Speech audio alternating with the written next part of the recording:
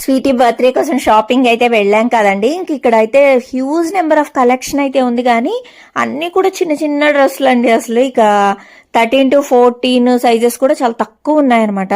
ఇంకా mean while ఇంకా Sweety కూడా మొత్తం వెతకడం అయితే స్టార్ట్ చేసింది. నేనేమో ఆ ఫ్రాక్స్ ఇలాంటివన్నీ చూస్తుంటే ఇదేమో ఈ జీన్స్లు ఎత్తుక్కుంటా ఉందనమాట. మమ్మీ నేను అవన్నీ వెయ్యను మమ్మీ అంటుంది. అది చెప్పేది కూడా నిజమే, ఎందుకంటే ఆ ఒక్క నిమిషమేనండి. ఆ తర్వాత ఆ డ్రెస్సెస్ కానివ్వండి, ఆ గాగ్రాస్ ఏవి కూడా తనైతే వేసుకోవట్లేదు అనమాట. నేను ఇంకెవరికో ఒకరికి ఇవ్వడం జరుగుతా ఉంది.